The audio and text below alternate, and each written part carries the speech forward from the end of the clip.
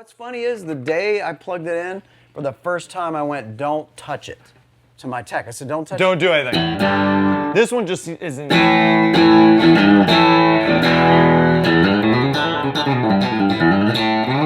mean, you wouldn't think there'd be that much difference in It's actually insane what the difference tellies is. at all, especially the same year. It's nuts.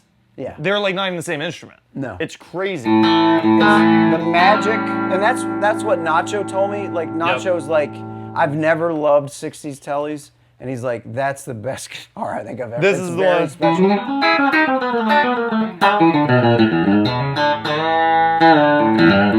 I watch it.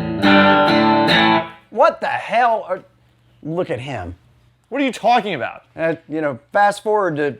Do you know, him accepting Do you know his major award? Do you know what's so hard about your records to learn?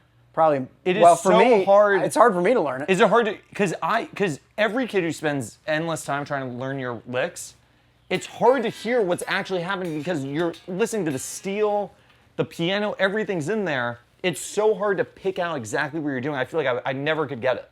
I'd sit there with my thing and I feel the same rewind. way. It's like I'll play it. I said this to. There's this great new kid named Hayden Baker that just released I think it's an album or it's an EP, and I played on a song with him. It's a song called "Don't Meet Your Heroes," and very true. Yeah, I know. I was thinking that. I was thinking in my head. You said, not me. Yeah. But that's why he named it that, and it's kind of a nervous breakdown style. Yeah. And he even goes into the lick at one point, and No.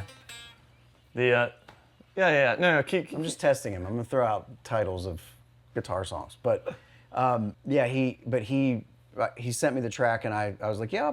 So I played the middle solo thing, and I saw him yesterday, and he said, I'm having to learn your part, and I don't. What did you do? I said, I have no idea. I was in the studio. I hit record. I was like, that's cool. Yeah. Do you have these? I'd have to learn it just the same way. It may take me longer than Hayden. Do you have the isolated tracks anywhere? Like, could you go back into on the tires and can you find the isolated tracks and really figure out what you did? Well, it's been a while on that. That was 2-inch tape, so I don't even know. I mean, yeah, they exist, I'm sure, in stems most likely. Yeah. But like anything new, I have it in the computer. Yeah, of course, it's upstairs. right there. But yeah, sure. Like that, I would have. Like what I played, I'd be like, okay, I could go listen to that. Yeah. If I had to. So how do you I saw a video once. This was years ago. I think you were putting little moments into the set, and there was a video of you literally with like a phone. Learning that. Yeah. Was that a joke or was that real? Were you really trying to figure out that solo? The solo? Which I love that solo. I haven't played it in like, I would say.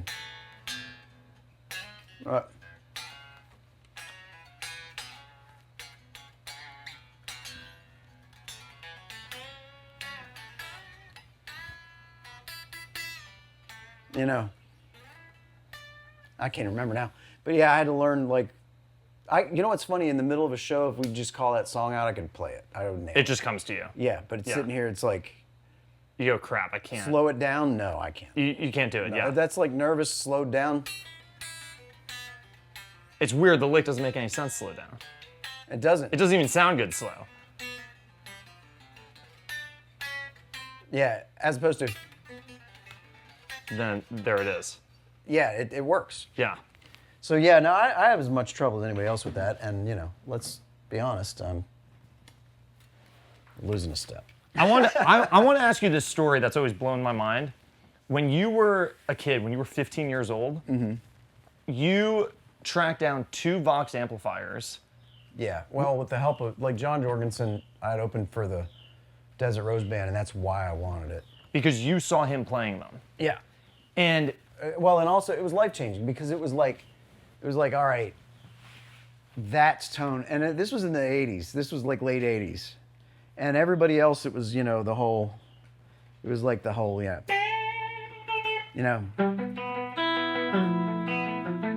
Stratty kind of. Yeah, right. Chorus delay. Like up to that point, I had a Mesa Boogie preamp and an ADA. Yeah, of course. Chorus, dual chorus stereo splitter with 2 Boogie cabinets. That was my rig. Yeah.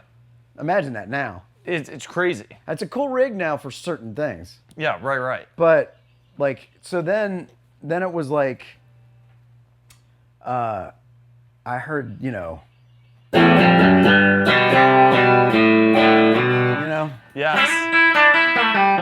And I was like, wow, that's a guitar like banging in an amp, and it's like, you know.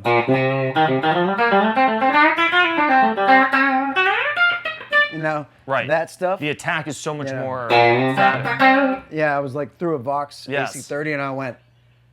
And also when you saw, like I opened for them, and there they were. It was like he had a teal blue and a red when he opened for me, and for a while he had a white one and a red one, and then he had and he had covered them himself. Like he custom covered those amps because he had In heard what? about. He bought Tolex, ripped off the Tolex, and then put on this other stuff himself. Like John's a tinkerer too. Yeah. And he really got these going like a real, just a crazy, like beautiful display of this guy with a sparkle finished ASAT playing this stuff. And I was like, that's what I want to sound like. And what's funny is I saw somebody in the chat room saying, where does Brad get his inspiration? They said, well, if you really want to figure out like what he's going for, go listen to Desert Rose Band, like John Jorgensen or the Helicasters. Yes, yeah. So they came back the next day, was like, man, he just absolutely ripped him off. Like there's no originality to what I'm doing. I don't all think so John. though. I think your tone is very different, even through the Voxes. Maybe I can do an impression, but that's what happens with every guitarist and every songwriter and the Beatles.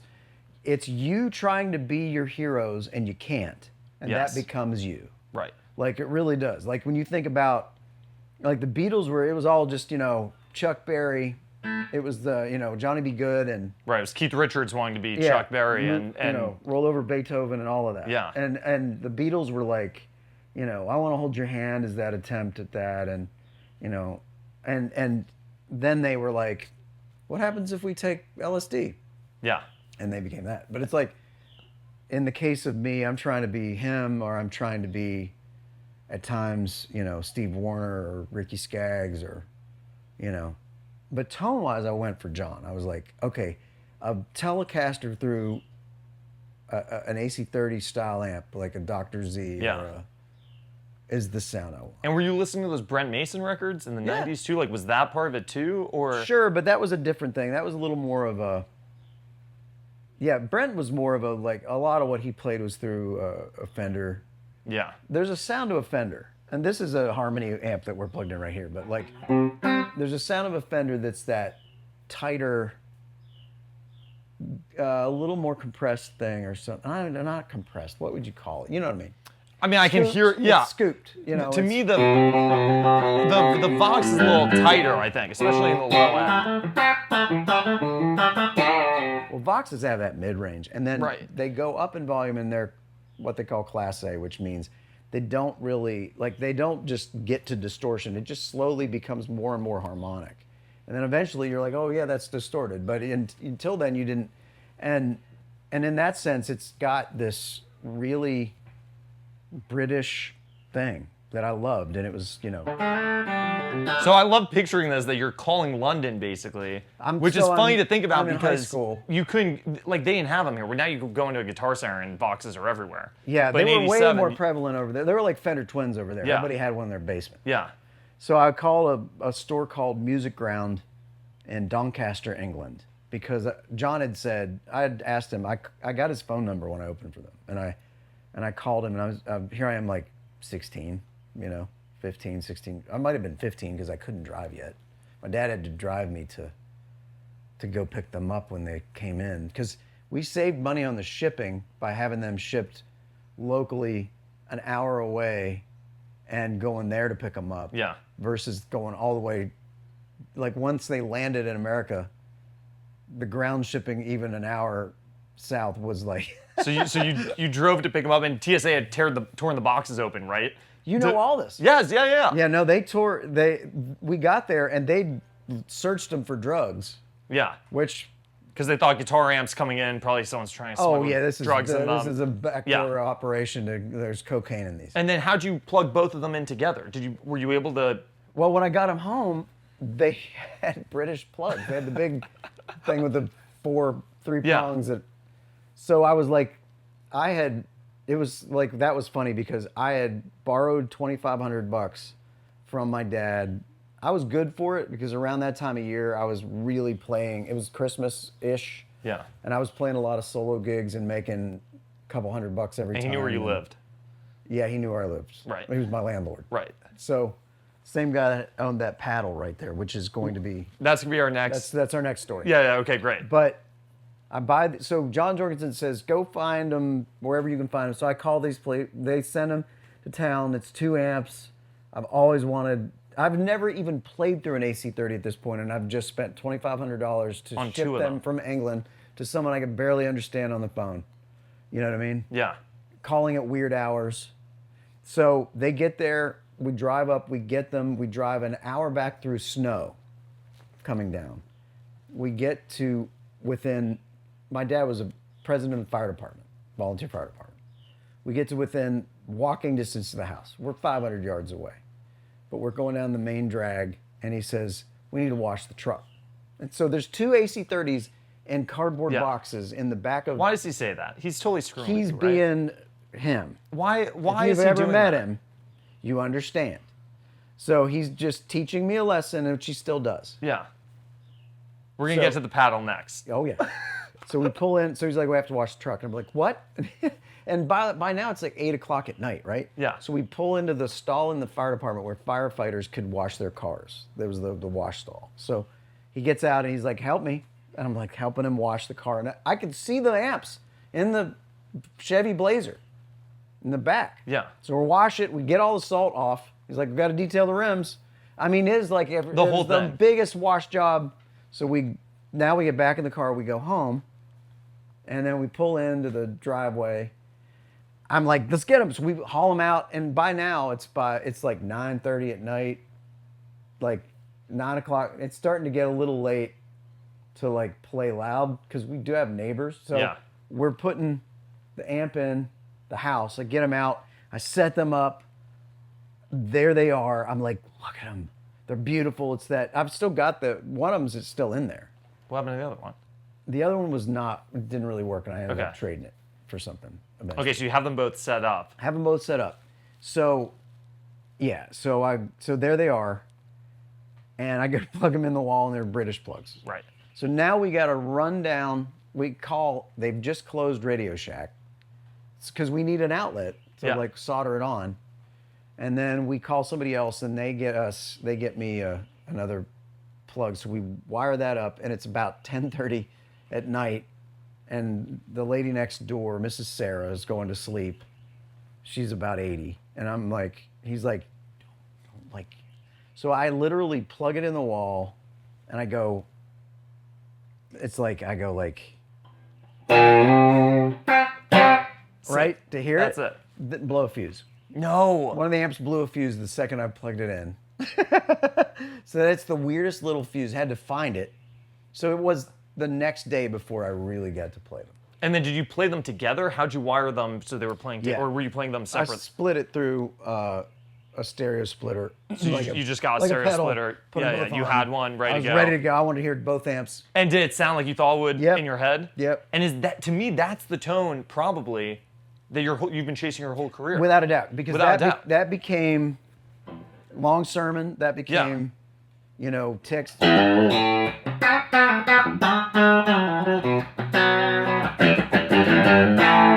That. That's totally that sound. Yeah. Yeah.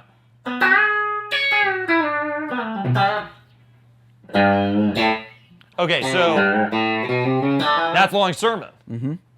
This guy knows. He How knows. come that's not on the set right now? That hasn't been the set. It for was a minute, never a right? single. It was never a single. We always play it in Europe because they don't know the difference. They're like everything. Like they never had radio, so they're like, "Why didn't you play Harvey Bodine?" It's like That's a fun song. There's just a trombone on there, or a tuba on that song. yeah, there is. Yeah.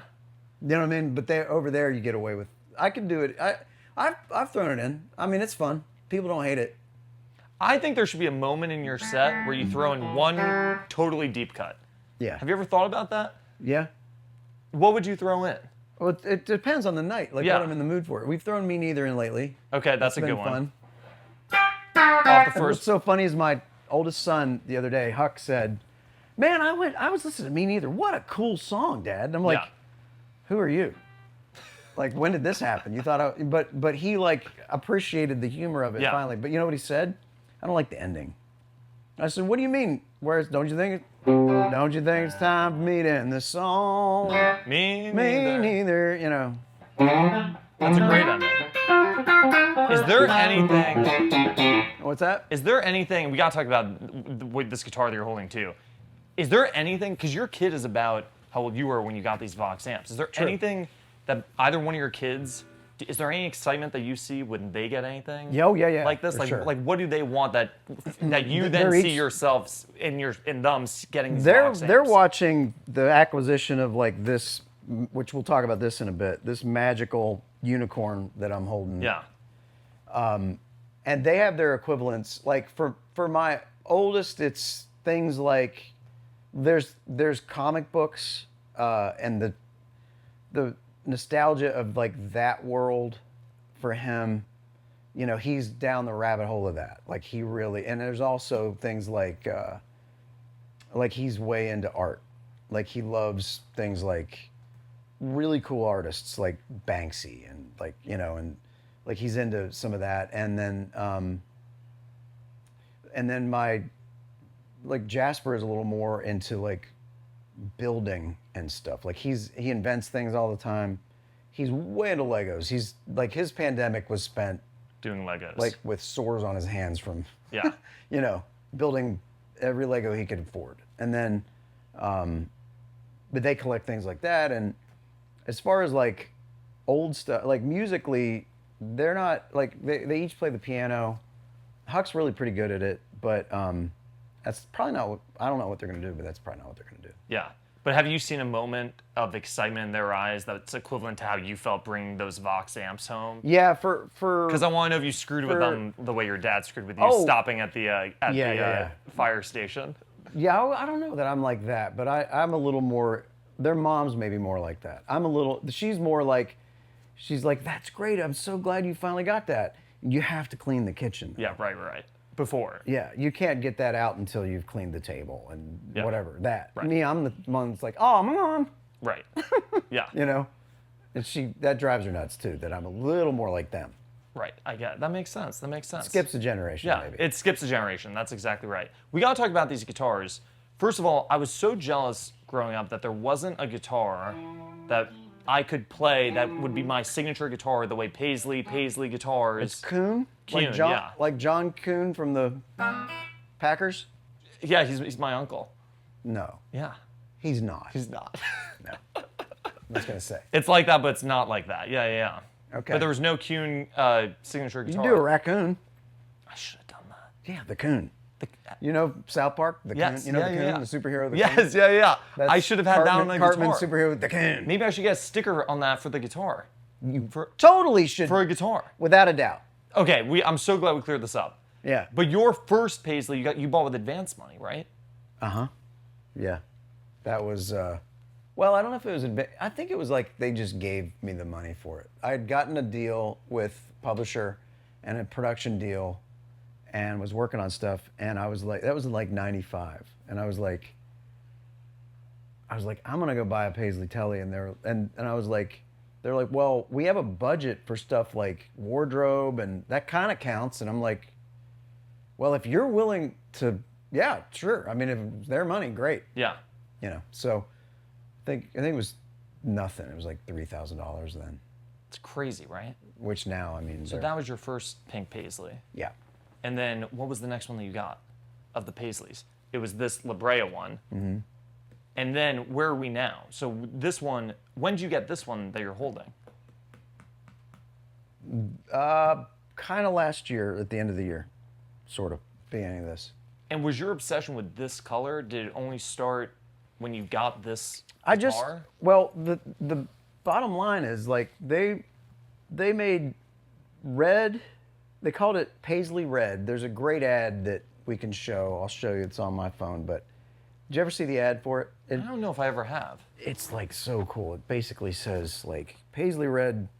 I'll read you the ad and show you what it looks like. Like this was so stupid. Were they this, red by the way, originally? was a really dumb business decision by Fender. Were they more red originally, and then did they become more pink, or Yeah. were they always like I think this? they were always pink-ish. See, that's what the ad looked like. Oh yeah, that's I'll send so you that fun. if you Send want. me that. We'll overlay. Yeah. Yeah. So yeah. basically, it's this ad here, and it says this. Like if you read the print, it says Paisley red. This is so stupid. Paisley red pulsates with every beat and swirls in a blinding carousel of color, forms, and tones. Fender shines again. This was going to rejuvenate them, and there's the bass too. That's so They fun. had the Paisley bass. Because this is kind of a weird time for Fender. Yeah, oh, because yeah. CBS now in '67 they're fully owned Yeah, by it was a CBS. weird time for America. Yes, Everything yeah, was yeah. weird, you know. And it was like, they're like, oh man, let's put this. So this stuff was called cling foil that's on these, right? As my phone starts to make the To make the- yeah, do yeah. that thing it does. Cling foil was this stuff. Like, look at this. This is crazy. Here's an ad for cling foil, and it's got a woman in her living room. Yeah, I mean, this is so funny. look at this. You can put that up too. Cling foil, the sparkling new self-stick decorative foil covering. And it's got like, she's covered everything in that room has it. Has the cling fridge foil on has it. cling foil. and Basically, that's what they're saying striped. is put this everywhere. Yeah. It's going to go on everything. Yeah, the flower pot looks like it's got the red probably. But we think that was called pink. I don't know. But anyway, they go into the lab, whatever that was, and go, some guy shows up, some hippie got hired by Fender, and had a brilliant idea. Let's stick that adhesive foil paper on guitar bodies, and we can charge a premium, and they'll buy it. Because everybody wanted, because you've seen the Brady Bunch and Yeah. Partridge Family, that's what they wanted. Yeah. Look at their house. Yeah. And so it was like that, and then nobody liked it. Like it was, I mean, if you look at this, like it's The the thing that's weirdest. weird is it doesn't look bad to me, but I think that's because we've accepted them. For sure. But it doesn't look bad to me. So here's what happens. They put these out. It's 1968 when they release them, right? And this comes out as well as Blue Floral, which is in the other room, which we can show people to later. But like, so these come out, and it's like you saw the ad. It's like it pulsates.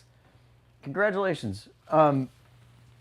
And everybody's kind of like, that's the ugliest thing I've ever seen, and it would be. It's sort of red Paisleys with a pink interior and green, and then this red burst that turns gold immediately when the sun hits it. Like if you look We went at my outside. Yeah. if you look at my first album cover, or not cover, but inside the art, look at what Old Pink looks like. It was still red it still had red. It is now 100% copper.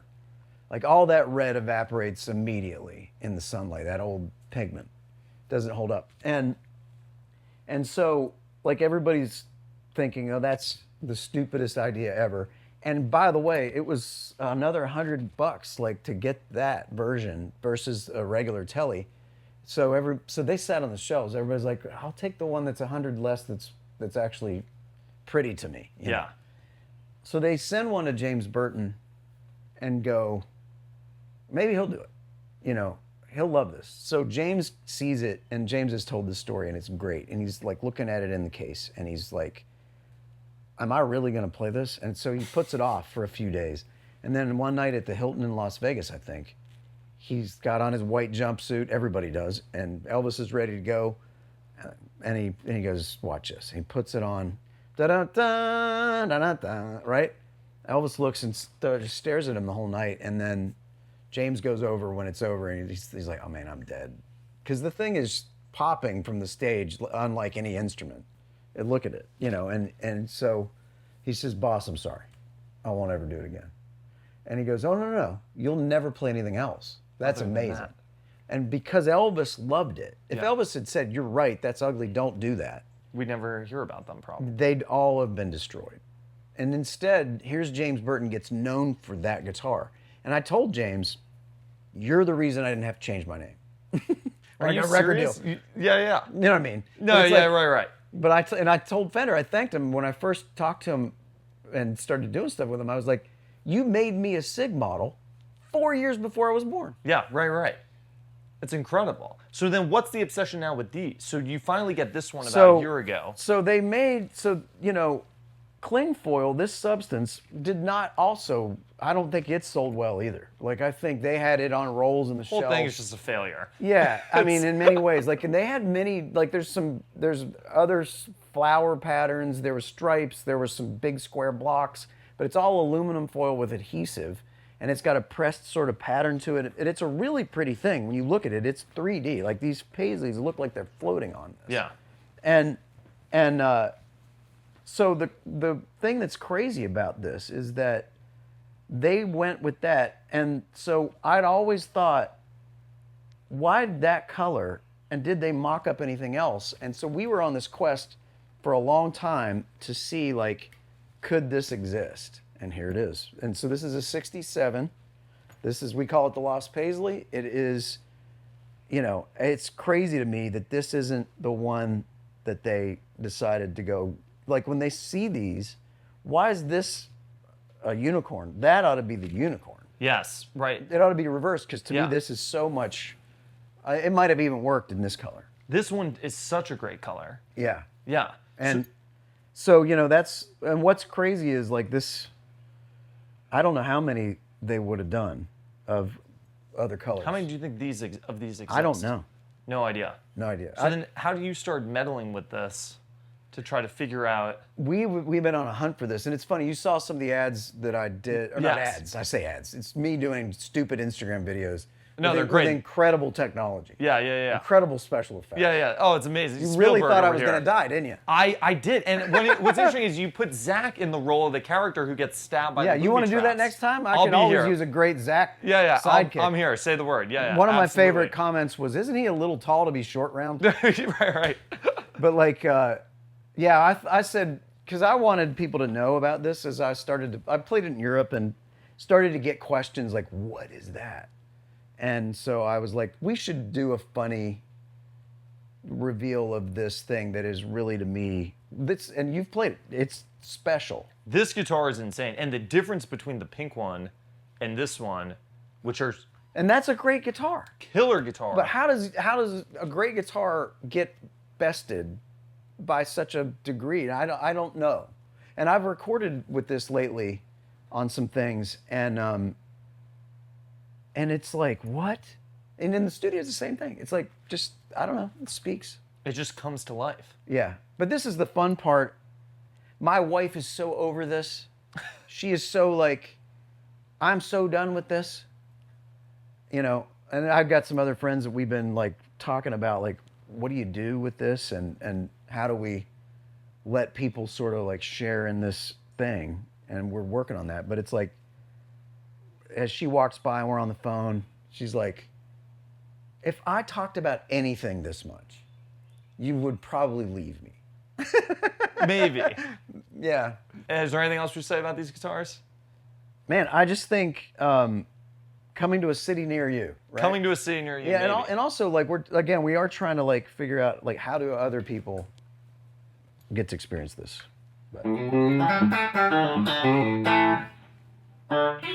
It's incredible.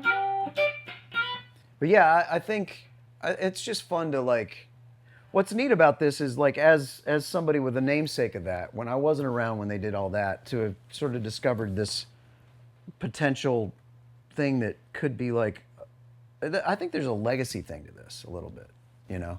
Expanding on what was a really bad idea and taking it further, you know? It's so funny though, because I feel like it's a good idea. I'm the type to take a bad idea as far as you can take To it. take it as far as you can take it. To run it in the ground. How was Stagecoach a couple weeks I ago? loved it. Really? Yeah, it was like, it was so much fun to see. I've gotten to know Post really well. And he had asked me, like, last year, I went and hung out with him for the first time, got to know him. There's a lot there. Like, our friendship began, it's an old friendship immediately. Like, I was his first concert. He went and saw me when he was 6 years old in Darien Lakes, New York, is what he told me, with his dad. And so there's, like, you know, I keep reminding myself, it's like, oh, he's young, because he seems so much more mature than that. But when we first started hanging out and we started working on some musical things that you'll see eventually, that we're doing, you know, he right away was like, you know, I think I'm going to play Stagecoach. Will you play? And I said, yeah, I'm there. So that began. That was one of the first conversations we ever had. Was like, he's like, you seriously? And I said, yeah, no, I'm there. I'll do it. That sounds fun. And what was really neat was seeing, and I said this I posted this, that he belongs here. And I think he What do you does. mean by that? I think you're right, but what does that mean? For me, it's that I've never seen anybody that knows, like he knows as much as you or I about the history of this stuff. Like when you're sitting here and I start long sermon, he knows that too. Like like he'll say, you know, he'll bring up an obscure thing. And when it comes to like, you know, like when Toby Keith passed away, he knows everything about Toby. Like when you know, like he is so capable, like he doesn't need the words at karaoke for anything that was on the country charts from 90s on. I mean, he knows it. He's a student of it. And in that sense, like he's a student of a lot of things, and he mastered the pop hip hop world. And it's like that to then say, okay, what happens when I put my toe in this water? It's going to be interesting. Did you guys rehearse for that, or did you just show up and wing it? I was there 2 hours before and 2 hours before, and knew what we were going to play. And he gave you the set list, and Yeah. his band sounded good actually, didn't they? Yeah, there were a bunch of session players, great players. Yeah. Yeah, that's crazy. You know, and he put together the set list, and I even said, like, what do you want to do? And he had originally said, I think maybe I'll do Ticks. I'm like, do Ticks. And then he was like, nah, I got to do I'm Gonna Miss Her, because that's the one that he's getting known for doing. Yeah. You know, he's done it a few times and put out a little version of it now. And I was like, well, do that. It's fine. And he's like, well, I was thinking about maybe a Vince song. And I was like, well, I'll play that. And then he's like, Chattahoochee. I was like, I'll play that. I know him.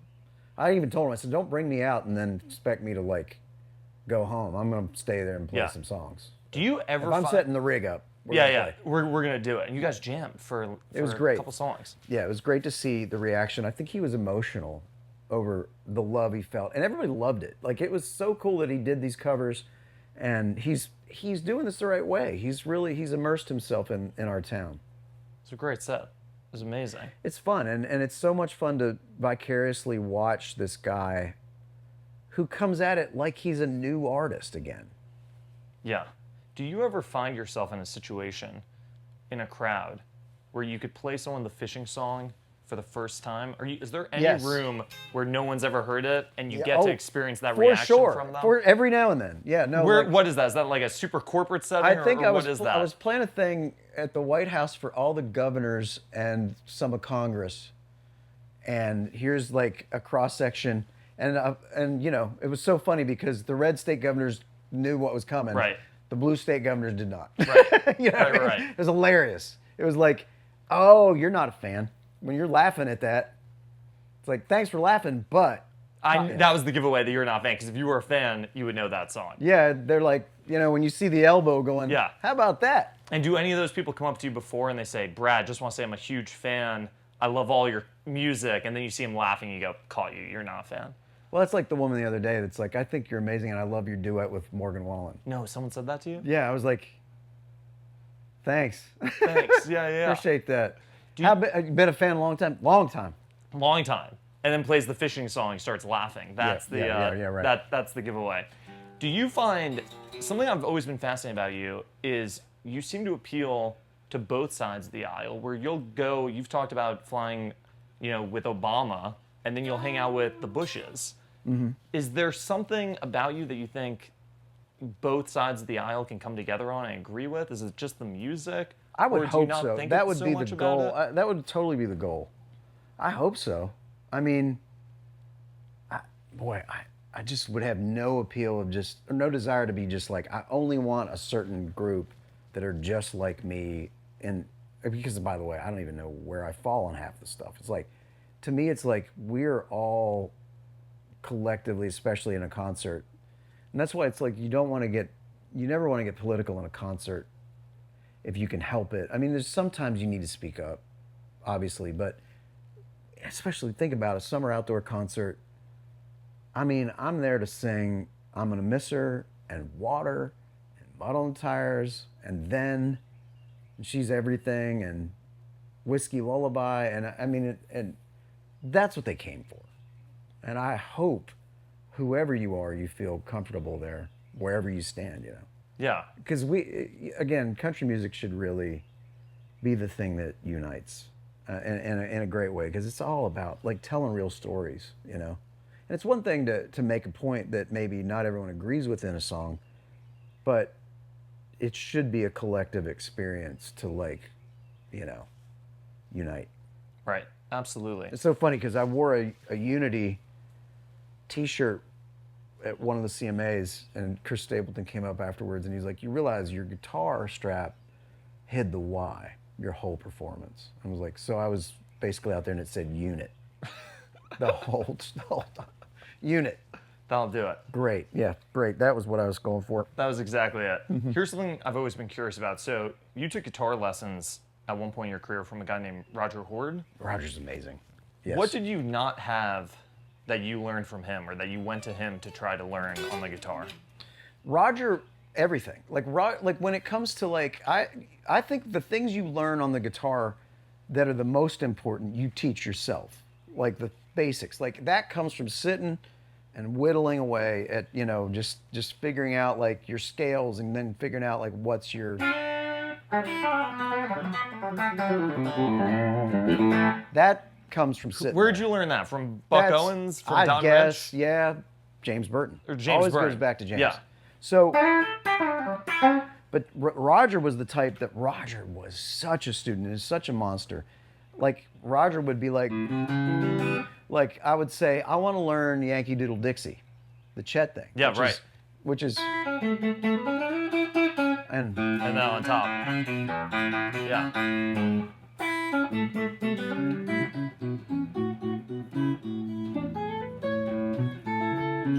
Anyway, I haven't played it in a while. But Roger's the type that's like, sure, I'll tab that out for you. And you could, like, he knew everything. Knew it. He knew everything. Lenny Bro stuff. Like, he knew all of the stuff that's the, like, all of the Chet things that I was working on,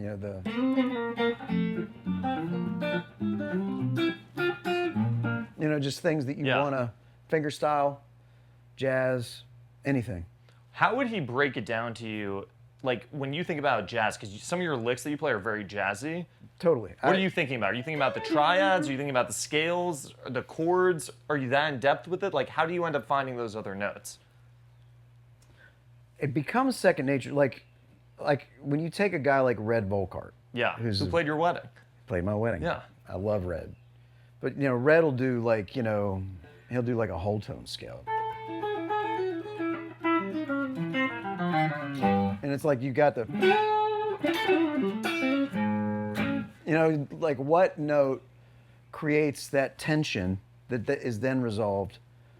And that's actually one thing my kids are into that is like going back to the things they're collecting, old vinyl. Really? Like Wes Montgomery and like, how cool is that? Like, Al Green is Jasper's favorite. Like he's buying all of the old like soul records and stuff that and B.B. King, and I got him a live album from B.B. the other day and they're flipped out that I even recorded and got to know B.B. And I'm just ashamed they didn't get to meet him, but like, you know, but it's that thing about jazz, you learn these scales and then you figure out like how does that do something? Like the next thing you know, you're playing your typical thing, but if you throw in a note that shouldn't be there, how's it resolved? You know? Right.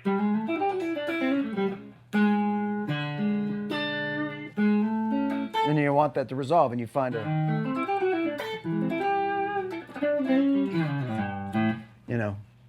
So is that the kind of things that Roger was teaching you? Or A was little it bit. mostly He would say, learn this scale, learn that scale, figure out that, solo over top of these chords. Right. Then I took jazz at Belmont and got a D in it. Is there anything you learned in that class that you bring into your Yes, playing? Marty Crum was great at that, but I kept kind of like skipping class and I ended up with a D and my dad was going to kill me. That's the paddle comes into the story in a minute. I haven't forgotten about the palette, trust me. He wanted to use it again. You wanted to use it again there. Oh, for sure. A D. Yeah. And guitar said they're paying money. That's sending me to why Nashville. you're going there. I moved to Nashville to be a guitar player, singer, songwriter, go to Belmont, I get A's, B's, C's, and everything Yeah. else, and a D in guitar. Because this is a story that gets brought up in a lot of interviews. Yeah, I like talking about it because it's kind of funny. I don't understand. Like, I went to music school too. The classes I got A's in were guitars because I love learning the guitar, which I'm sure you do too. What was happening in this guitar class that you actually end up getting a D? I just wasn't showing up. You just, I and missed why? like a bunch. Did you think you were better than everyone else? Like, is that why you weren't showing No, up? it was one-on-one guitar. Oh, it was a private lesson, basically. Yeah, and I was like, it was for credit, and he gave me a D. He was like, you missed like most of the classes this semester, and I deserved it. And I was learning things, but I also was busy. Like I was really working hard in Nashville, and I also had gigs already. And So to you, it was like, what am I? yeah. What, So what am I going to get that's here? the one that was going, and then it cost me. So I went in and I said, my mother's going to lose her mind. She's a school teacher, and if I don't get this changed from a D to something, is there anything I can do? And he said, if you don't miss another class this next semester, he said, I will change this now. If you promise me you're going to be there every time, I'll make it a C. I said, deal. And he said, and I have a gig this weekend. He was a great jazz player. He said, but I'm playing country and I'm borrowing a telly. And he's like, and you have to show me some things. And I said, No way. I said, deal. And so we sat down and he was playing like. And what'd you show him? Like, you know.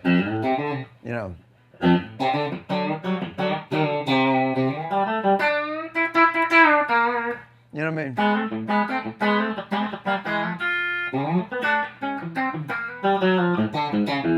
Yes. mean? You know what I mean? Yeah. That stuff. It was like, okay, so here's what Brent's doing, you know. So that was, and then he got you. He passed the class basically, or he got you a C I changed it to a C, which saved a little bit of the average. from that. It kept my average in the twos.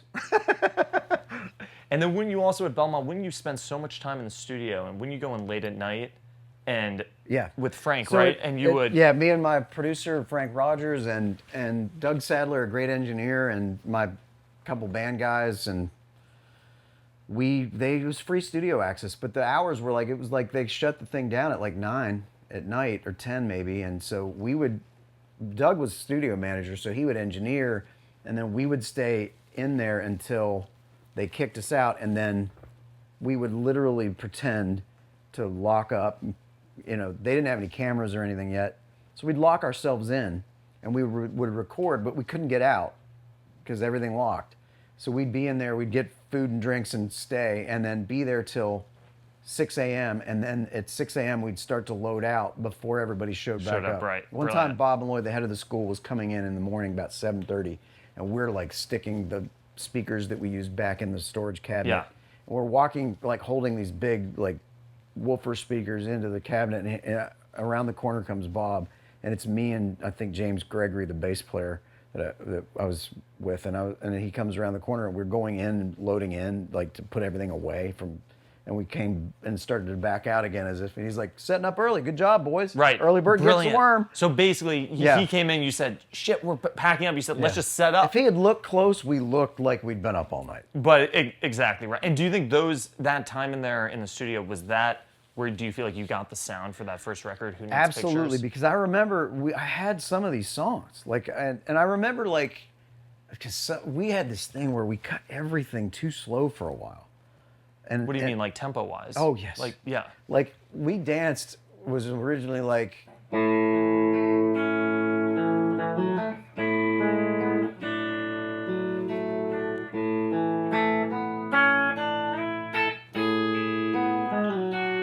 Bar was empty, you know. Yes, yeah. I was sweet, and I was so slow. It's Yeah. like you'll never get that played on the radio with Right. that tempo. But what we found is we were working on like, how do you nail something that's sort of like, and that perfect quarter note. Everyone being even, which is so hard. Yeah.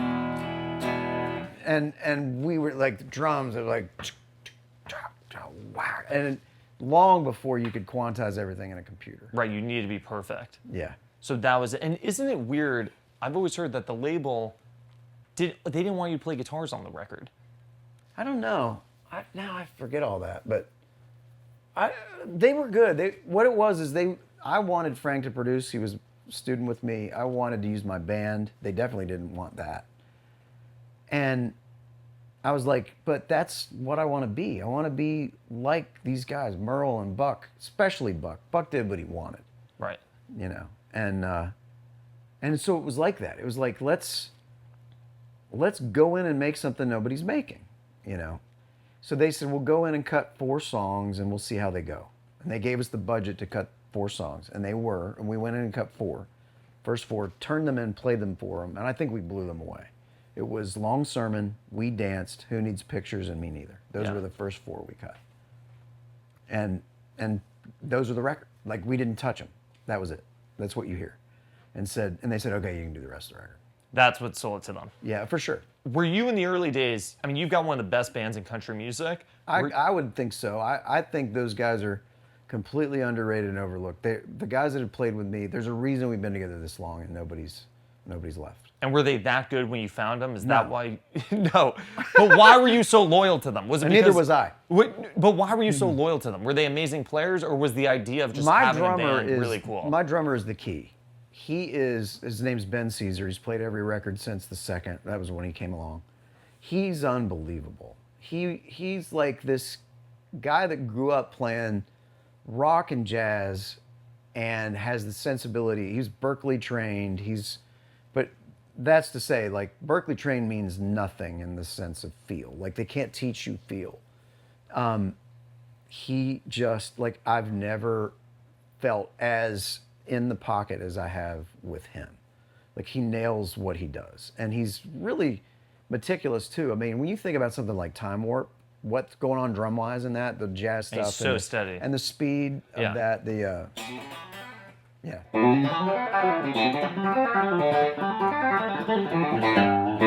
You know? Yeah. And then he goes into the jazz stuff, and he can do all that. It's rare. Yeah. You know, he's the one that, he's had stomach flu before and played the show, thankfully, and was just thrown up between songs. Who do you get to replace? What happens if he can't? I have no idea. He's irreplaceable. He's the, like, don't have a heart attack. He's like your Don Rich, kind of. I would say that's true. Because you could piece together other things and have, like, we've had shows where, you know, one band member had to miss for whatever reason or another. Almost everyone except, well, even bass, and we got through it. Yeah. But I don't know that a drummer sits down and plays that show. So were you loyal to these guys because you thought the idea of having a band was really cool? Or was it like you're saying that Ben was just such a monster drummer you couldn't imagine having doing it? And again, he hadn't played country. When he auditioned for me, he'd played like a couple of gigs of country, but I could see in him, I was like, this guy's got the thing I want, which is he's gonna bring, because I knew I was not always just going to do, you know, and we dance, right? You know, you had some rock in you. Yeah, there was always gonna be the nervous breakdown, and then it was gonna be like, what else are we gonna do? Ticks and what? Right. Something crazy like, you know, Even Beat the Summer or whatever it might be, where it's like interesting grooves, and I knew he could hang. The rest of them, I like loyalty. I enjoy the fact that we're friends first. I don't want to lose people if I can help it. Inevitably in this career, things turn over. You don't end up with all of the people you started with, and sometimes it ends bad, sometimes it ends great. But it ends. But the fact that these guys, like, I make the joke, I've been making the joke in concert, I said this in Europe, I was like, gonna have to cut these guys a break, they're new, and they're making a lot of mistakes tonight because of that. But let's hear it. I mean, and everybody's like, sympathetic applause. It's like, you know, they've only been with me since 2000. Maybe 2001. The new guy's the steel player. He started in 2000. Randall, yeah. 2001. He's the new guy. Still getting hazed, yeah. Yep. Wedgies. Yeah. I saw you play this show once. I don't even know if you remember. It was a country music festival in New York. Horrible idea at the time. That thing, you were at the thing in what? Yes. The one in the rain? Yes. Good Lord. That thing was, what a horrible idea. So I was trying to remember, did I remember this correctly? So I was watching videos of it last night on YouTube. There's still videos of that? Yeah. And I remembered correctly. That's the problem with YouTube. It's all out there. This is all going to be there forever too, isn't it? This, probably. So in that So it was raining, and something on your guitar wasn't working. You played like half the show without a guitar. You were just holding a mic, walking around as a front man. Is that the only time you've ever done that? No, I've done that before. I mean, maybe that was because the guitar broke. That's what happened. Yeah. I mean, it was raining so hard. Right. I don't know how we kept those together. How they even didn't come apart. And what was crazy about that show was all your guitar solos. Yes. When they'd kick in, you would just say, Randall, take, like you would kick it off to your steel player, your fiddle player. And I felt like your band was killing it, but they were like, what do we do? Yeah. And you would see them sort of arrange in real time without your guitar in the mix. Yeah, what's weird is like without the guitar in the mix, it does become a different thing. Like, It's really weird how that happens, yeah. yeah, they can do that, you know. The worst was The View. I played The View in New York, and somehow when the stage came out, slid the stage out for us to play, we'd checked, everything's good. They're like, please welcome. And we were playing Perfect Storm, which is all guitar. Yeah. You know.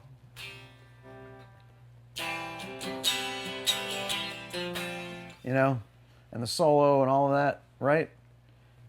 Stage comes out, and it's live. Go. She was a drink. No. She be single barrel, and I'm like, it's not. And I'm trying to get my guitar tech's attention. Whoopi Goldberg sees it, so Whoopi comes up. So I take the guitar off and just hold it like this, saying it's not working. It's not working, yeah. Whoopi comes up, takes the guitar from me while I'm singing the song. And like, you know, that girl right there's the perfect, it should be. Right. And I'm like, and Randall goes, and he plays the steel solo instead. Yeah. And it's a nightmare. I'm on live television. There's no sound coming out. We're having to rearrange it. And then at the end, what's so funny is they're backstage freaking out. It's that Spinal Tap scene where they're stuck in the cocoons. Right. And everything's going on. And then at the end, it's like, that girl right there's the No, and it kicked on. It's right there. It's back at that point. It's right there. Does that stuff stress you out, or you Yes. go, or it does? Oh, I was crazy. Who I do you was like, fire for that? Who do you yell at? I didn't yell at anybody. I was not happy. My tech's backstage going, we found out later, like, I guess it was one of the, like, basically when they rolled it out, the main plug that went to just where the guitar amps were plugged in got unplugged. It was way in the corner, and it, like, pulled it out. It was like some scene from, like, you know, Home Alone. Yeah, right. You know. I can't even imagine that happens to you, though. I feel like that one I remember, because that was like, that's the nightmare, is live TV. Live TV. Wireless doesn't work. Cord breaks. Amp shuts down. Yeah. Whatever. There's no track that The you most just put stressful ones I've done have been like singing the national anthem at like the World Series for the Dodgers. Like standing there, I always use a cable and a really reliable, like I'll take a Dr. Z that's reliable, that's never broken down, knock on wood, ready to go. I guess you could just sing the national anthem if it doesn't. That's you true. want it to work. It looks weird. Here's something I've always been curious about, because guitar players know this. It's such a struggle to make your guitar sound good in your ears.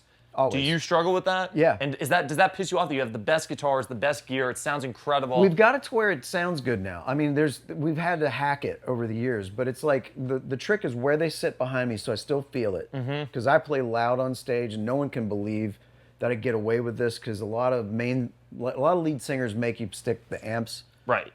If you're a guitar player, your amps are like, you know, in the next zip code. Right. Mic'd up with glass around them, so no one can hear it. Right. But the PA. And in my case, I'm like, well, I'm the boss. Mine's gonna be the loudest. Right. Like I'm no one's gonna tell me to No. turn him down, basically. That was fun with Post the other day, because I don't think he's used to that either. So here's my amp sitting there, and he's like, oh my God. Yeah. Like I'm just, like he came off stage going, where do I buy those?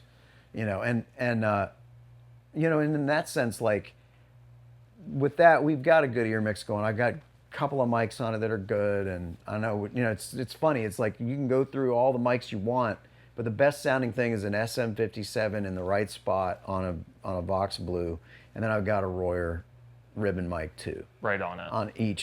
On that, and then on another, and then I got a secondary amp, and so there's a combination of like a Vox AC30 or a Z-Rack plus DB4, which is a great amp that Dr. Z made. And those together, out there live, sitting in the right place with those mics through the system, it's great. It's good. Yeah. And then what else do you have in your mix? Do you have the whole band, or do you just do like bass and drums, or what else do you like? I mean, basically my mix guy, my monitor guy will bring up fiddle or steel on a solo or something I need to hear, but then otherwise it's kind of just, It just works and it's great. yeah. Yeah, incredible. What have we left out here? We got to talk about the paddle. What's the story with this paddle over So here? this is my bar. You're in my bar. By the way, yeah, we should say we're in Brad's bar. This place is incredible. Yeah, there's a whole other wing to it. Yeah. But you can see we're stocked. We got major award. Everywhere. We're right here. Yeah, it's a major award. That's For amazing. G-Link. So this right here is my father's paddle, Delta Sigma Pi. Pledges. See that? Yeah. This hung in the basement of our house. It says Doug right there. Hung in the basement of our house, and he always said that if I ever lie or steal, it's that. That's the paddle. He said, I just won't put up with that. And so I basically, he was cleaning out a big mason jar. And so here's a baseball bat, see it? Yeah. He's cleaning out a big mason jar and sets it on the table, and he sees I'm out with a baseball and a bat and I'm playing. And he's like, hey, don't hit anything into that. Like, don't hit the ball like that. I just cleaned it. It's really like a pickle jar, like huge, like really nice glass. I don't know what he was going to do with it, plant flowers in it or something. And I'm like, okay. And it was me and my cousin Christy, she was 3, I was 5. And I took this bat and it was too much for me. I looked at that jar and I said, what happens if a baseball bat hits that? Yeah, that's what you thought. And I'm like, I gotta know. So I took the bat and I just I sent that jar into Kentucky. You know what I mean? So he comes running up the steps of the house. Here's the smash. I throw the bat and I'm just standing there. And he's like, what happened? And I'm like, it fell off the table. It fell, of course. He's like, it fell, and he's picking up glass in Mrs. Sarah's yard, like, 50 yards away. He goes, are you lying to me? And I said, no, it fell. You're experimenting at 5 with what you can get away with. Yeah, right, of course. You learn a valuable lesson. This was a key moment in your life. How much can I lie and get away with? Some psychologist is writing down, is like, we need to talk. We need to talk. Especially, yeah. we need to talk about your dad's parenting. So he broke the. Did he believe you or he didn't believe you? No, he looked at Christy and said, Christy, is he lying? And she went and took off running. And I'm like, Christy, you snitch! So, up to your room. He comes upstairs holding that paddle, and he says, I've told you. That was blatantly lying to me. Bent over. Whack. 3 whacks. I'm crying. Didn't even hit me that hard, but we can try it if you want to see what it's like. Let's reenact it. That'd be great. No, we can reenact the whole. probably not. Yeah. That's just weird. Yeah. But But now the paddle's hanging in the bar. yeah, so there it is. It's a reminder of what happens when you lie. Don't lie. It's a great takeaway. That's the one time I was paddled.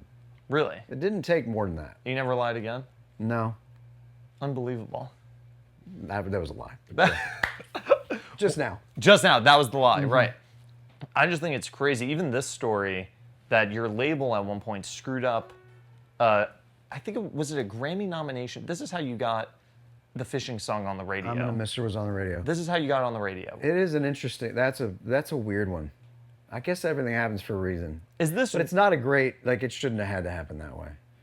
So we did the song "To Country." It was Buck Owens, George Jones, and Bill Anderson. Off of Part 2, your second album. Bill wrote it, and those guys, like, I know Buck had not won a. When we cut that record, Jerry Hufford, Buck's right-hand guy, called me and said, "You're going to be." She said, "I just heard it. You're going to be the reason Buck gets a Grammy finally." And I was like, "That would be great." And so. Because he's your hero. Oh yeah, He's one of my best friends. Became like. Buck, when he first heard I sent him my album when it was done, before it was out, with a note that said, "I hope you hear yourself in this." and Jerry was who called me and said, "Buck's heard your record. He has 2 questions. One is, or he has 2 things to say. One is, who played all the guitars?" And I said, "That was me. I played all the guitars." And he went, "Buck says bullshit. Yeah. And wants you to prove it." What do you think he would have said if you said, "Oh, it was Brent Mason"? Do you think he would have said, "Oh, cool, goodbye"? Would he have still? He wouldn't have Maybe. invited. Do you think Buck told him, if he says the guitars are him, invite him. If he says the guitars aren't him, don't invite him. He said, tell him, ask him if he played all that. He said, and tell him I said bullshit. Yeah. Right? So he said, come out and prove it. So I flew out 2 weeks later and sat in with him at the Crystal Palace and got to know him and became best friends. And did you know the Don Rich parts? Oh yeah, I was off his the Don back Rich. of your hand? I was Yeah. his Don Rich 4 different New Year's Eves. Yeah. Like I would go every New Year's and just sit in with him. Yeah. Started one year when I was really bored. On Christmas and single and had nobody in my life, and I was like, what am I going to do with New Year's? And Yeah. had no gig, and I called Jerry Hufford and I said, does Buck need a guitar player? And he was like, he'll lose his mind. I'm not even going to tell him you're coming. So yeah, so we went out and sat in, and there it was, and then we were just pals, and I loved him. But what was the story with how you got the fishing song on the radio? So, Because somebody forgot to submit. The way that Grammys work is you have to the label has to submit like what they want considered. Yeah. For your consideration, really. And somebody forgot to put in "To Country" as a Oh my God. They forgot. And when you miss the window of when it came out, It's done. You don't get another. You can't do it for the next year. Yeah. And I was frustrated too because I had been begging them to release the fishing song. So I went in and I sat down with Joe Galante and I said, and he was expecting me to tear him a new one. I came, he's like, there's no excuse. I'm so sorry. We have nothing to say except we're sorry. And because I asked him, I said, I want a meeting. And he's like, great, come on in. And I come in and sit down and he's just like, he's going off on why and what, no excuses, and he's sorry and he'll make it up to me. And I said, great. You want to make it up to me? Single, I'm going to miss her. And he's like, what? And I said, that's what I want. Okay. That did it. And do you really think it wouldn't have happened that way if that didn't happen? Well, he went down the hallway to Bobby Craig, the head of the promotion. Bobby was great. And Bobby had been adamantly opposed. He's like, women are going to hate this. You're saying you're going to fish instead of stick with her? They're not going to like that. I'm like, they do. I've played it since I was in college. They do. They love it. They understand. And so he was like, all right. So he goes down to Bobby, tells Bobby. Bobby's like, well, I don't know what I'm supposed to do with that.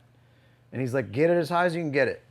And what was so much fun was that we sat at, when we were sitting at number one for a couple of weeks, and Bobby got up to speak, and he said, this is the most satisfying number one I've ever had. He said, I just did not think this day would happen. that was going to go. Yeah. And you think it would have never gone that way? I don't think they would have released it. I think they would have, Yeah. there would have just been too much discussion. I've never been so sure about anything. Then that song working. Yeah, because it always did. Like you said, that moment when somebody's never heard it, and you just, It's well, killer. I love her, but I love to fish. Right. And you've got them then. It's like, well, I'm gonna move. Right. Do you think something I think is so interesting is you've said this a lot, that you wait for your second record to put that song out. You thought that was a second song record. That was Today- written at Belmont. Yeah, that's all. Today, how many artists even make it to their second record? I don't know. And by the way, is it really about records too? Like, it's more about what song does what. And I miss that. I miss the fact that it was all about the album thing, which really only happens with major artists now. You know, like the Taylors and Beyoncés of the world. That's about, like, the album comes out, everybody Right. ingests it. You can even, when you're that big, you can even just drop an album and be Right. like, no setup, like, surprise. In our case, it's like, you want to cultivate that and get some excitement, and it's, but I miss that. I miss the fact that it was a physical specimen that you put in your car, and every Alan Jackson record. You had. Yeah, and even when I was on Arista, before when I was new and all that, I would ask for it early, and that Alan album would go in my car, and I would drive out Notch's Trace and listen to every word and analyze it. And I remember doing that in college with the album Who I Am, and it just was like, living on love and all that. Yeah. Were you, because I think it's interesting, when you were thinking to yourself, I'm going to miss her, that's a second album song, was there any doubt that, to me, that's almost like am I even going to get another record? Which obviously the history books. Tim Dubois and Mike Dungan and those guys would sit me down and say, listen, you might not get another record. You got to give it everything you got on the first one to get to the second one. And I said, I believe between what I've got in this first one that I'll get a second record. And I think it's a much better second record when you paint more of the picture that way. Like, and I told him, I said, between He Didn't Have to Be and Me Neither, and We Danced and whatever, I feel like I'll get a second record, and people will only know part of me. And then you hit them with that. That's another level of and that taught me a lot about like what you do going forward, because the next album after that, I realized the first single, I had the code cracked back then, it's different now. But like, it was like this first single off of an album should scream, I've never heard this from him before. Right. So the third album, I wrote Celebrity as a first single. I sat with down, the idea. Yeah, I was like, this is what I want to do, because you know that's not on the first two albums if you have them. Like that theme of, like, you know, you didn't miss that on part two. That must be a new album. So that was it. Even more so, the next record, first single, was I sat down and I wrote Alcohol. And I was like, and it wasn't until we cut that as a party record that came to life. And I was like, that ought to be the first single. And that was another one where Bobby Craig was like, what?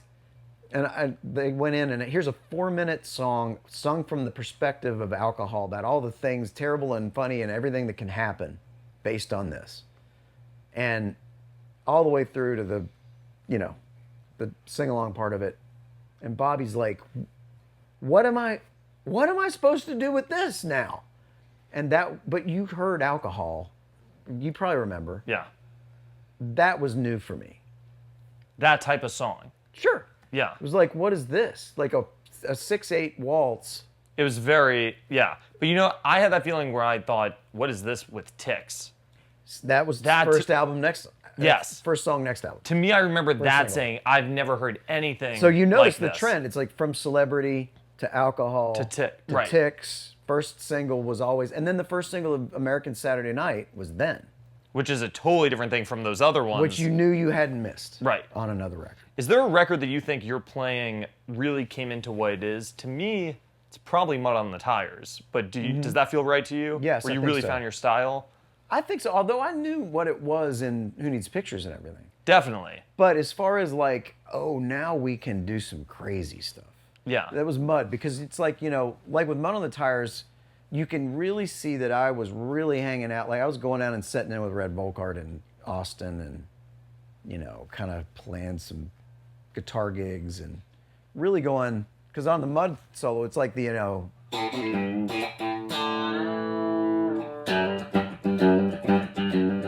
Yes.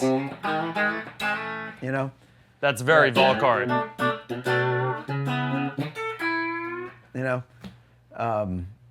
Yeah, and with Red, like, he's on the next record after that. Or is he on that album? No, he's on, don't you... He's on two different Spaghetti things. Western, or am I Spaghetti missing Western Spaghetti Swing, Western? Yeah, and yeah. he's also on Cluster Plug. Yes. Yeah, he was a major influence, because Red's the type, like I said, like, whereas everybody else plays a solo like, that's everybody else. Right, of course. Red is like,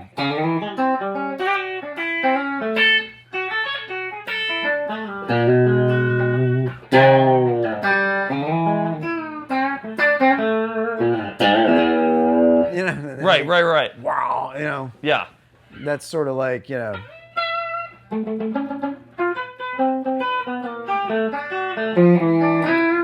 That's what I loved. To me, when I was coming up, the thing I loved about Mud on the Tires was I'd gotten to this point on guitar where I could listen to something, and even if I couldn't play it, I could kind of know what it was, or you go, oh, he's picking, it's a hammer-on.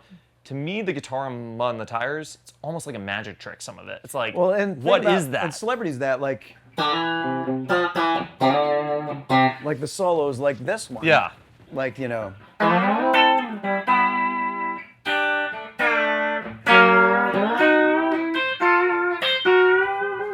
Yes. that solo? Yeah, it's like, That's what so is that? stupid. Yeah, but it's great. It's like a whammy bar solo without one.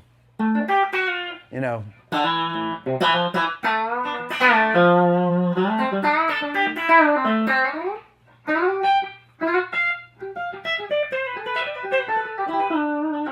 Do you ever think about, I know we're running out of time here, do you ever think about how many songs are in your catalog that for other artists would probably be career songs, and for you, because you have these other hits, like there are amazing album cuts that you have that That's nice of you. You probably, No, I mean, there's a lot that I wish had gotten a chance to sort of.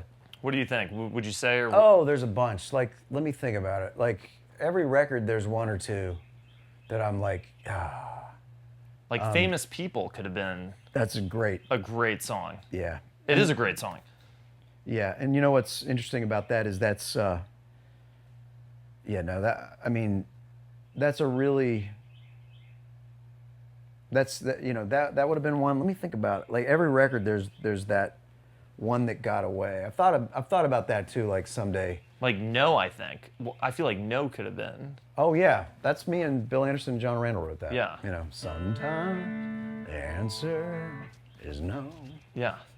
What? When Bill sings it, I've heard Bill sing it. It's an incredible I've song. barely heard Bill sing it. Right, he whispers it. Yeah. Yeah, exactly. What did you say? I know we're wrapping up here. I heard you say something interesting on the Smart List podcast, which was Really, I said something interesting anywhere. there was one thing hard to interesting believe. in the whole conversation. It was this. You said that you felt like when you were coming onto country radio and coming onto the scene, it was a hard time for country artists. The radio wasn't playing new artists. They weren't. Is that a It had trend? been years since a new artist had a #1 song. Really? Yeah. In fact, He Didn't Have to Be was the first, even though some people had broken through around the time I did. Like Montgomery Gentry was doing great, Shadazy was doing great, Andy Griggs, but all of them had a hit that did not go #1. Like that's how hard it was. Yeah. And there's songs that you think of like that are iconic songs, like Montgomery Gentry's like Hillbilly Shoes, and Andy Griggs had You Won't Ever Be Lonely, and it didn't go #1. And here comes He Didn't Have to Be, which did. Why do you? Somehow. But you have to have. Do you have some? Do you think it was a great song? Do you think?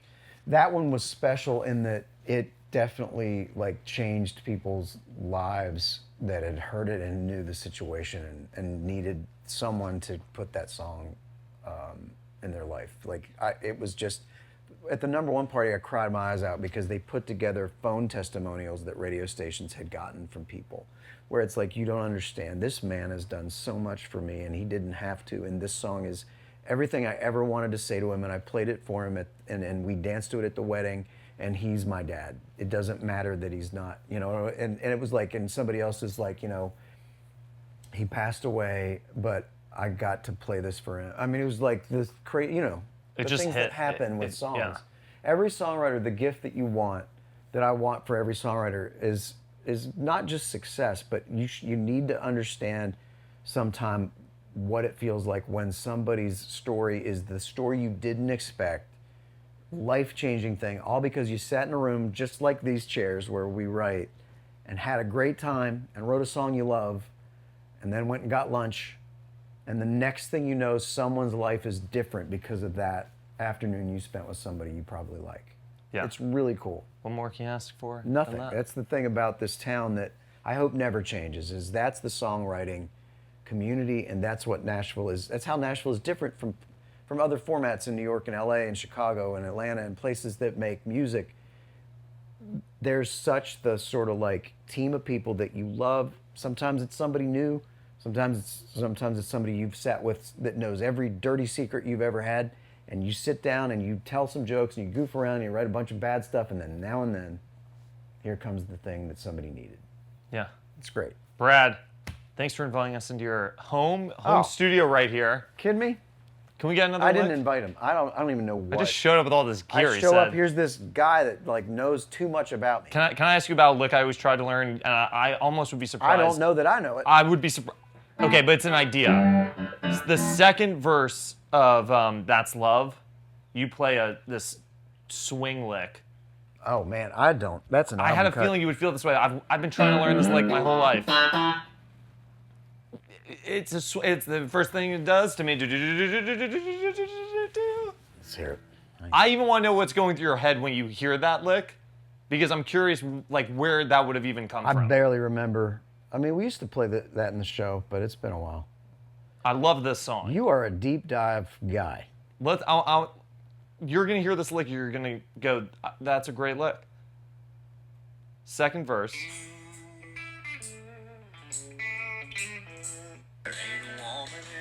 Here, right. Yeah. That? No. Is that the first verse? That's the first verse, right? It has to be. That's minute 1. Let me see that. Right here. Nope.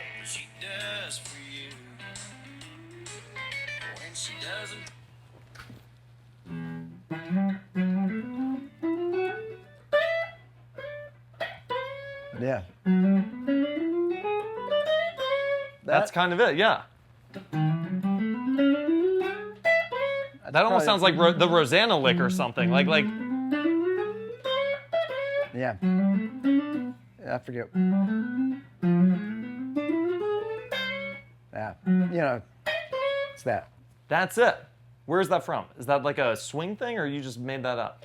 Yeah, that's basically you're throwing in like you're doing doing that jazz thing you do where the trick to jazz when you sit in and anything like that is you want to go adjacent to what's right, that lands on what's right, because you want your audience is always like a Right. dog with its head cocked sideways, like is he gonna land this airplane? Right. And it's so the easy thing would be, but that's not it, because that's not as interesting. What's more interesting is when you use like the scale from something more like a B.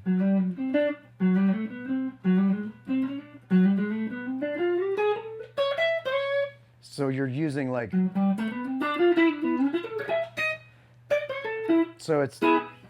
that's key of E. So I'm really kind of using a D, somewhere between D and B scales. So Right. you're kind of combining. So D would be, B would be,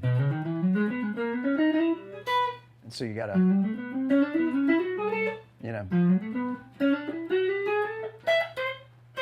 So you're kind of like going between them, knowing that there's a few notes that you gotta slide into to get there. And that's what the way I think is like, what can I do? Like if I'm just jamming an A.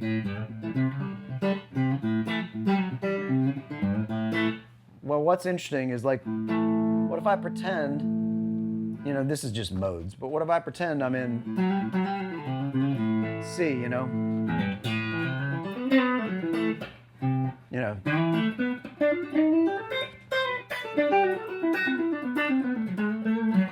or Right. or G.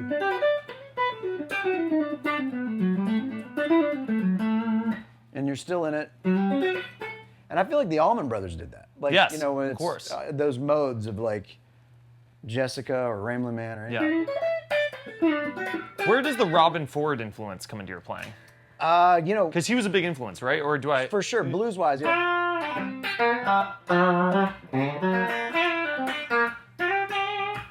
Just the way he would milk a note,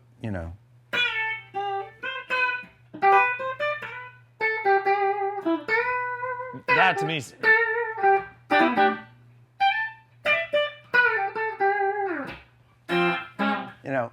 Talk to your daughter. Yes.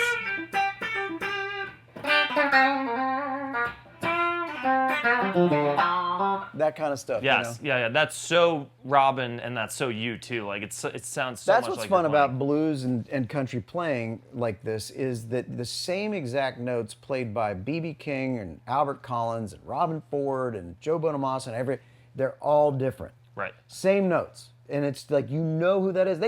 You could hand them off. We did a thing here a few weeks ago where had a friend over, and Billy Gibbons and Steve Warner and myself and Zach and a few guys were sitting around, and we were putting guitars down on tape in the studio upstairs. And I had this guitar that Nacho Banos had given me. Yeah. So I played it and I did this thing on it, And I'm like, you want to do something, Billy? So Billy Gibbons does this thing, and it's that. And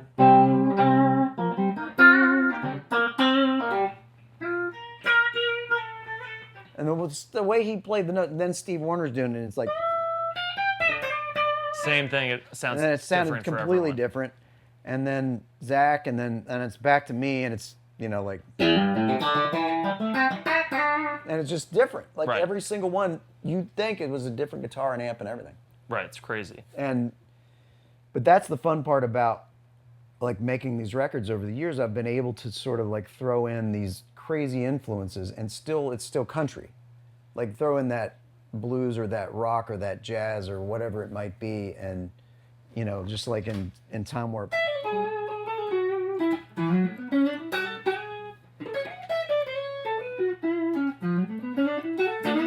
Right. That's all of that.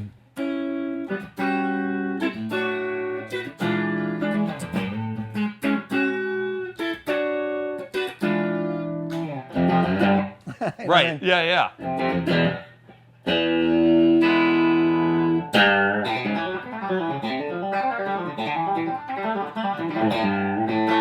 When you played that on Letterman, because you did that on Letterman, there's a great video of you doing that at the Ed Sullivan Theater, right? Mm-hmm. And then what did you sound with Paul Schaefer? Paul sat in, yeah. Sound with your band, right? Sorry. Yeah. And you guys did. What'd you do? Eat all the fish, or Catch all the fish. Catch all the fish. Eat all the fish. With eat all the fish. Catch Amazing. all the beer. That's a great video too. Yeah, that. Whenever I would do Letterman when he was still on, and a new album would come out, he would tell me what song to do. Like on that record, what was that? Fifth Gear? No, that is that off Time Well Wasted? Catch Time all the Warp? fish. Oh, Catch All the Fish is off of. Might be Fifth Gear. Let's go with that. So like that would have been the first single would have been Ticks, and you know, so you're usually making the rounds and promoting your record with the new song, and he would always write in, and so for like, it was always the jam song, and it would be like Dave wanted to send word that he would like to hear Catch All the Fish. Another one was Mr. Policeman. We did that on there. You know, another one was I'll Take You Back. Yeah, right. That's a great song too. All those are just album cuts, and he always wanted the Pickin' song on Letterman, so we always did, and I always had Paul set in too. Yeah. Because I was like, you want to play? He's like, yeah, man, this is some groovy stuff you guys are doing. Did you have a relationship with Letterman at all, or he would just tell you what to play? And Not really. Yeah. I mean, no. I mean, he would just say, he would get word to us, you know, and then I would talk to him there. But Paul, I knew. You know. It's amazing. Yeah. Thanks. Brad, Oh well. play us home. Play us out. What? I don't know. Play us out. I don't know. You got it's your chance. You've been wanting to pick my brain on guitar stuff. What? That lick on I would always try to hear that lick on That's Love, and I can never figure it out for some reason. And now I feel like I got We just did that. Yeah. We just did that. How about, let's see.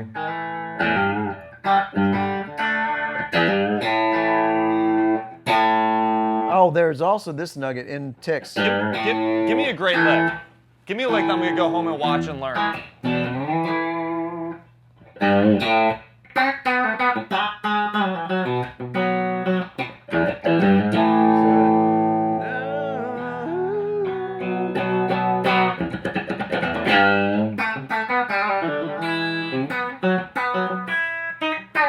What's that? What do you mean, what is that? Buckaroo. Oh, it's right in there. It is.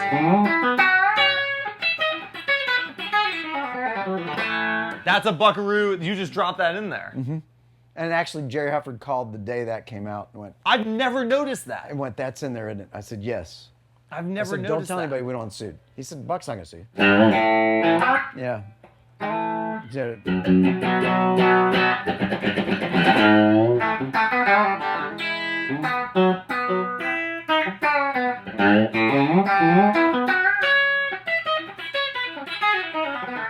Where do you come up with that part on the descending part, where you're coming down? What makes that weird? Is it the rhythm that you're playing it?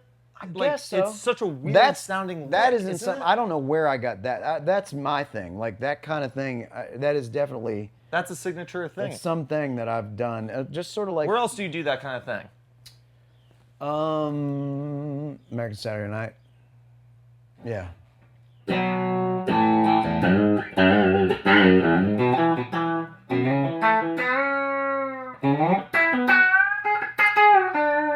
Oh wait, that's not it.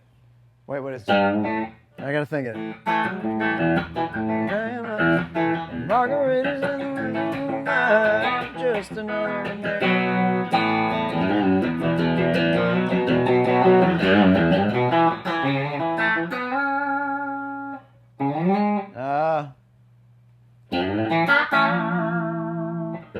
What's the song? I gotta. Everywhere, something there. All usually washes up on our shoulders. Step off of every dream that I ever do this.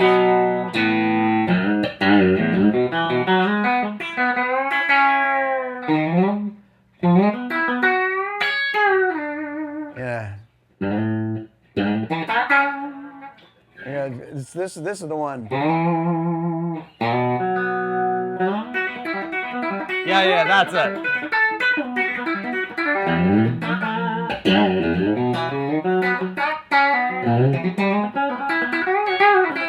Yeah. That's so great.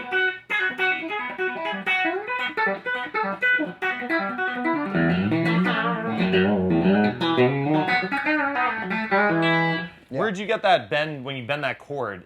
Is that a Volcar thing, or where'd you get that from? Definitely kind of like Red, yeah. Red, yeah. Red will bend the neck though. Like Red these two-piece maple necks are a little harder to bend than an old like one of those.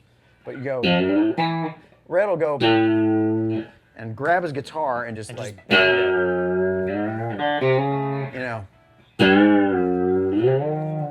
know, things like that. Yeah. Very steel guitar. It's yeah.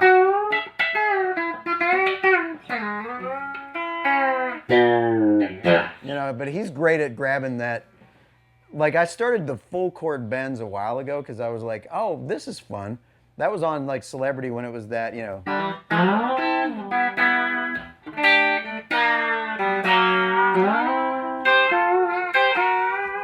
How do you do that? That to me has always been a great solo too. Yeah. So you just grab behind it and bend up. Yeah. How do you think this is such a, you could take this in a million different directions. If you're just going from a 1 chord to a 4 chord and you need to lay like a chicken picking type solo or something, what are you thinking in your head? What are you thinking to get from the 1 chord to the 4 chord? What key? A. So you mean like soloing up to it? Like if you were doing a session or something, or playing a song on your record, how would you think about getting from 1 chord to the other? Well, I would bend. I would be. Bend into it.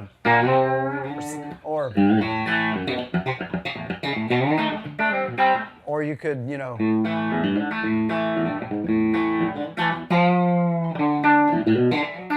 Just always bends and sort of like that. What are you looking for? Like weird sounds are the fun part of country getting playing. that, yeah. You know. There's that moment with Post during the I'm Gonna Miss Her thing Saturday where I was playing it. I'm like.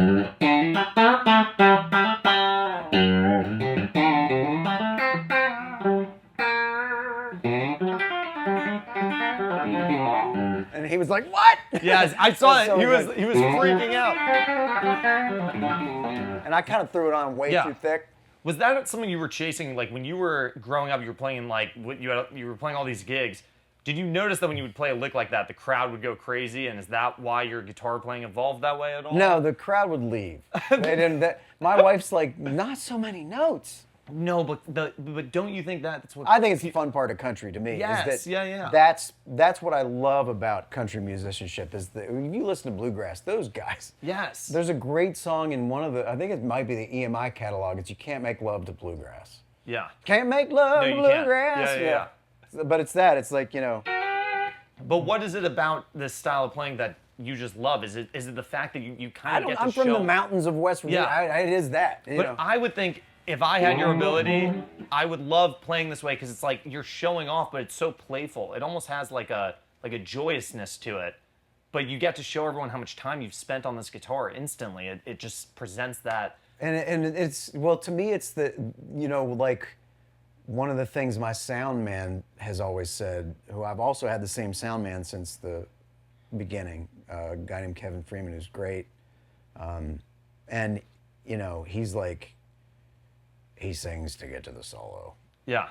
You know, it's that thing. And it's like, that's one of the things that I told somebody the other day that was mixing something I played guitar on. I was like, if you turn that down, I'm gonna kill you. And they're like, oh, I won't. I'm like, no, you don't understand. I know I sang on it and stuff, but that doesn't matter to me. Yeah. You better have that guitar up.